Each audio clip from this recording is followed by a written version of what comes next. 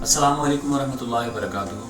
اس حکومت نے غریب آدمی کے لیے جینا مشکل کر دیا۔ لوگ جو ہیں کھانے کے لیے ترس رہے ہیں، شاید 2 وقت کا کھانا پورا کرنا بھی غریب مزدور کے لیے، محنت کرنے والے شخص کے لیے ممکن نہیں رہا۔ اور بجلی کا بل ہر مہینے ایک ڈیتھ وارنٹ کے طور پر انہیں وصول ہوتا ہے، اور موت کا پروانہ دیکھ کر غریب آدمی جو ہے وہ پہلے ہی اس کے حالات بدتر ہیں، وہ اور جو ہے وہ قسم گسری میں چلا جاتا ہے۔ اگر ہم بجلی کے بل کا جائزہ لیں تو ہم حیران رہ جاتے ہیں۔ یہ میرے ہاتھ میں ایک مسجد کا بل ہے، میرے محلے کی مسجد کا بل ہے۔ اس بل میں اگر ہم دیکھیں تو 15 قسم کے ایکسٹرا چارجز ہیں جو بائی نیم اس بل میں درج کیے گئے ہیں۔ پاکستان میں غالباً 3.5 لاکھ سے زیادہ مساجد ہیں، اور ہر مہینے 35 روپے مسجد سے ٹی وی کے نام پہ وصول کیے جا رہے ہیں۔ یہ کتنا بڑا ظلم ہے۔ اور اگر ہم غریب کی طرف چلے جائیں تو غریب پر کتنا بوجھ ڈالا جا رہا ہے، اس کا آپ اندازہ نہیں کر سکتے۔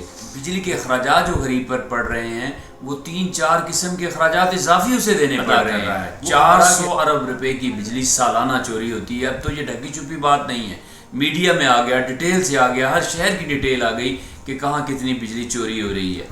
اس کے علاوہ بجلی کے ڈیفالٹرز ہیں جو بجلی کے بل دیتے ہی نہیں ہیں، اس میں گورنمنٹ کے ادارے بھی ہیں، اور بڑے بڑے 1796 ارب روپے سالانہ بجلی جو ہے اس کے بل وہ ادا نہیں کرتے۔ تو یہ کس پہ بوجھ پڑ رہا ہے؟ یہ غریب آدمی پہ بوجھ پڑ رہا ہے۔ ہماری انڈسٹری اس کی وجہ سے بند ہو رہی ہے، ہمارے جو چھوٹے بزنس مین ہیں ان کا کاروبار اس وجہ سے تباہ ہو رہا ہے۔ اس کے علاوہ وابڈا کے افسران اور ملازمین جو ہیں ان کو 200 ارب روپے کی بجلی دی جا رہی ہے۔ کیا وہ تنخواہ نہیں لیتے؟ یا یہ جو ادارے ہیں یہ اپنا بزنس نہیں کر رہے؟ یا یہ جو بجلی چوری ہے یہ کون چوری کر رہا ہے؟ کیا اس میں سیاستدان ملوث ہیں؟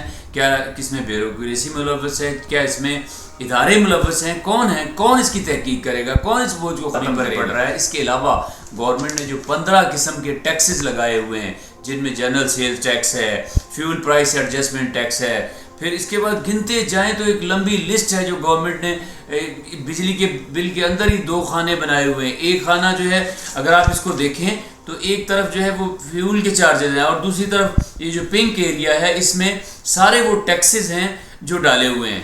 اور یہ ٹیکسز کیا ہیں؟ یہ آئی ایم ایف کے کہنے پہ ٹیکسز ڈالے جا رہے ہیں۔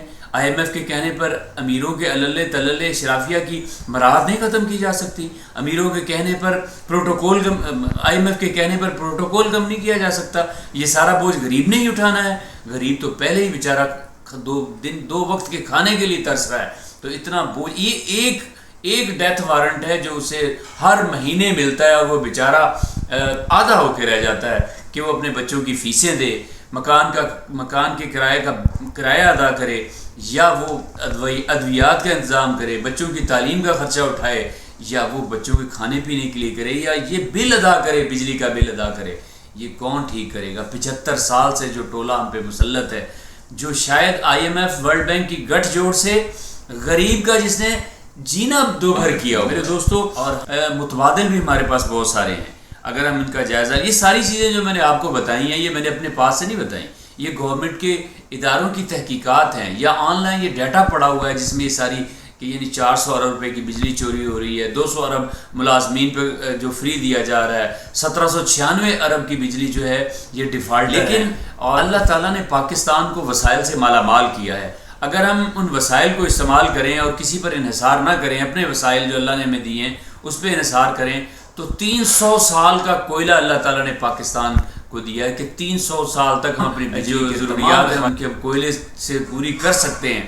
لیکن افسوس کہ اس طرف ہماری توجہ نہیں جاتی۔ اس کے علاوہ اللہ تعالیٰ سمندر کی لائن ہے جو پاکستان کے ساتھ ہے، جہاں ہوائیں چلتی ہیں اور خوب بجلی پیدا کی جا سکتی ہے، اور ایسا سورج چڑھتا ہے کہ چاہیں تو ہم سولر انرجی کے ذریعے سارے ملک کو روشن کر سکتے ہیں۔ لیکن افسوس کہ ہم تو کسی اور کے ایجنڈے پہ چلتے ہیں۔ اگر ہم ہائیڈل پاور کو یوز کریں تو اللہ تعالیٰ نے پاکستان کو اس سے بھی مالا مال کیا ہے۔